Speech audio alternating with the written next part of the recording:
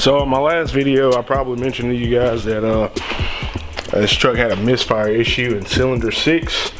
So today we're gonna fix that. I got some spark plugs and coil packs. We're just gonna go ahead and do both of them, change them all out. I don't know when's the last time this truck had coil packs or spark plugs done, so we're gonna go ahead and knock that out. Should be pretty easy on this truck. Yeah, I'll show you guys how to do it. So here we have, and this is important, or at least in my opinion, some Ford Motorcraft OEM ignition coils. So I got 6. These were expensive. They were about $85 a piece for each and every one of them. So they were kind of expensive, but I think that's just kind of the price you pay for good quality OEM parts. Ford Motorcraft ignition coils. Yep, got 6. And then I think, this is probably a little less important in my mind, but these aren't OEM, but they got some good quality spark plugs. Got 6 of those. So yeah, we're gonna go ahead and pop the cover off of that thing and get that stuff pulled out and the new stuff put in. All right, for this job, all I'm using is an 8mm socket to take the old coil packs or coils out. 1/4" ratchet with a spark plug socket and a torque wrench to retorque the new spark plugs. And I mean, and I've seen where it's people have debated whether you want to put anti-seize on these or not. I was gonna put some on, but the tube of anti-seize I can't find. So yeah, you may or may not want to use anti-seize. I wanted to use it, but I can't find it. But so we're gonna rock without it and just cross our fingers. If they ever come out, they won't have an issue. But yeah, that's basically all you need. Simple stuff. All right, so first thing you always want to do, obviously, is disconnect your battery. Next thing, oh, by the way, this cover comes off really easily. All you do is take off the oil cap and just pull it off, and that's it. So, but I put the oil cap back on while I'm working on this. Don't want nothing getting in there. Yeah. Anyway, so I'm just gonna go through and kind of wipe up some of the dust and dirt in this area, some of the leaves, and blow some of this crap out of here. So that way we don't have anything falling into the cylinder head while we're pulling this stuff out and putting it back in. So I'm just gonna kind of wipe this up the best I can, just so we have a clean work area.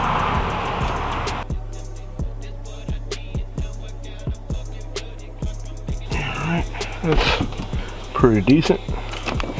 So now we'll just take this 8mm and then what we're gonna do one at a time. We're gonna take coil pack out, spark plug out, put the spark plug back in, then put the new coil pack back in before we move on to the next one.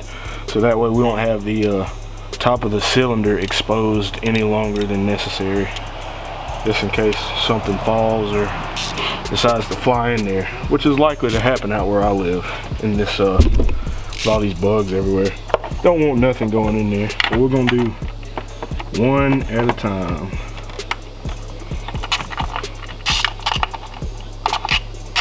We'll do it all the way through and then move to the next one.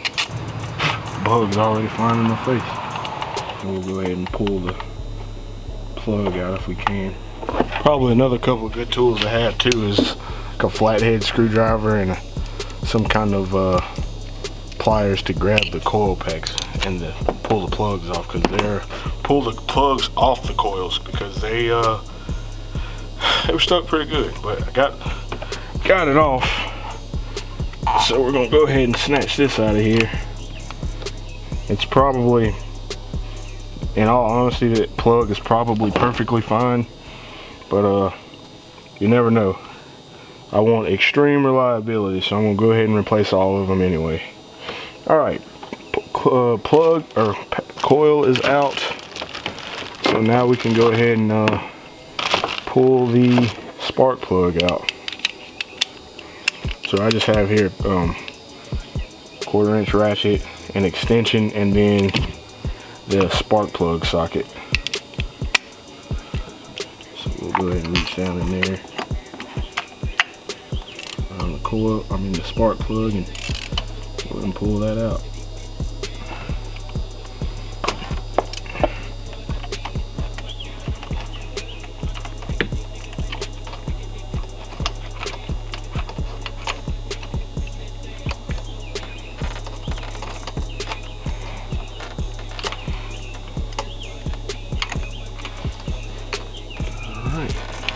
There we go.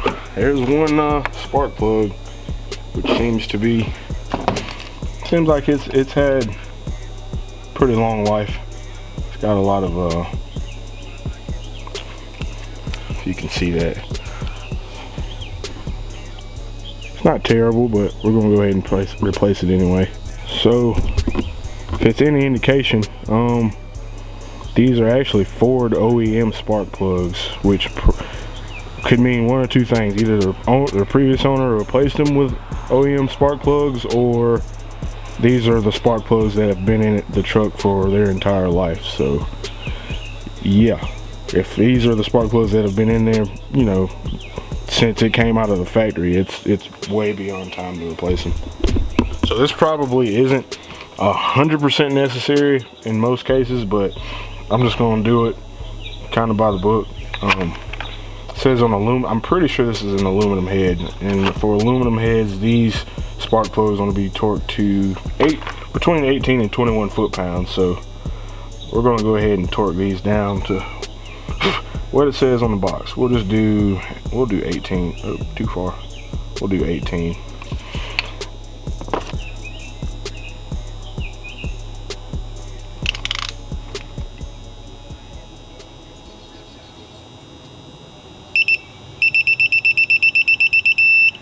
All right, that's that. So now we'll kind of just throw in the new coils.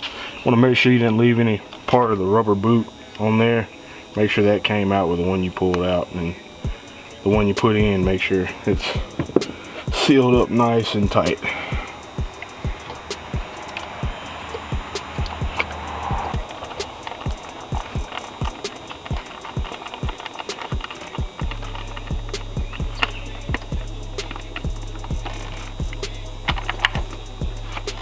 Alright, and then we'll just repeat that process for the other three on this side. Alright, so what I'm kind of learning, at least on this motor, the ones on the driver's side are a little bit more difficult to get out, just because there's like little stuff and little hoses, vacuum stuff, boost control stuff over on this side. So I mean, it's not terrible, but you can still get them. But same process still applies. Pull these little red clips back out of the connector, and then press them down, and then pull the connector out of the coil. Just got to be very, very careful, because they are prone to breaking, especially if you use like some kind of prying device or tool. They can break. I did break one. I didn't break it badly, but I did break the little red piece off. But yeah, just be careful. That's the biggest thing I've learned about doing, is be careful with the plugs.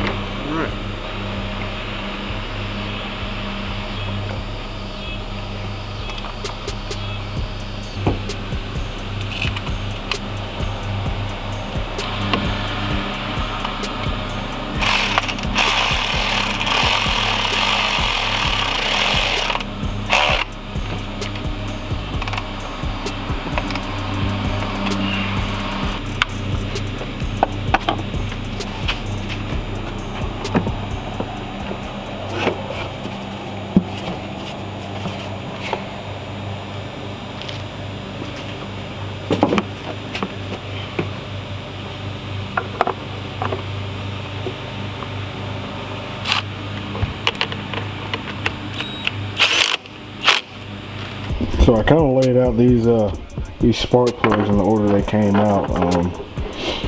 So these would be the two on the back of the motor, front.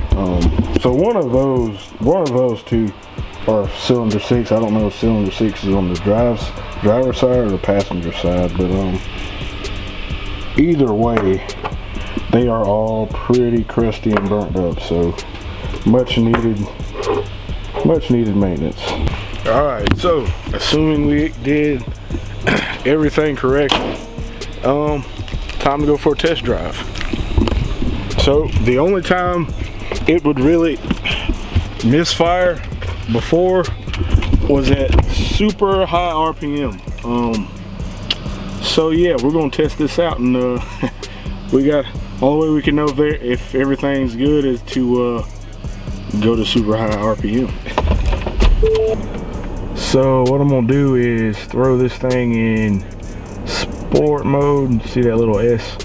Throw it in sport mode, and I'm basically just gonna floor it and see what happens. If it sputters again, then we got something else going on, but it shouldn't sputter. I'm pretty sure that's what the problem was, so we'll see. All right, let's see what happens here. Get past my neighbor, he's out here cutting grass. All right, here we go.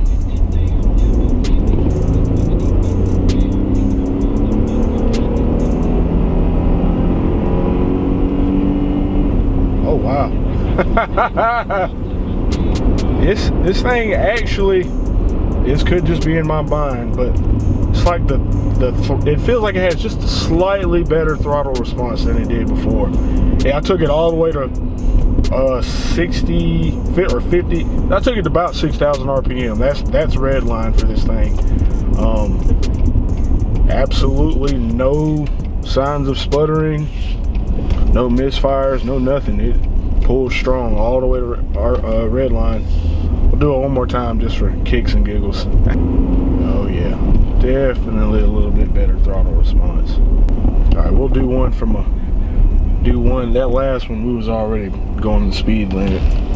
We'll do one from low speed, see what happens. Oh man, whoa. Oh yeah, okay, yeah. I think I spun a little bit. Heard the back, I felt the back end start bucking. Okay, yeah, misfire's fixed. Yeah, leave a comment if you think this video was helpful at all. If you like my videos, make sure you like and subscribe, and yeah, we'll see you on the next one. Next time we do something to this thing. Next video might be working on something else, I don't know. But yeah, like and subscribe. See you guys in the next one.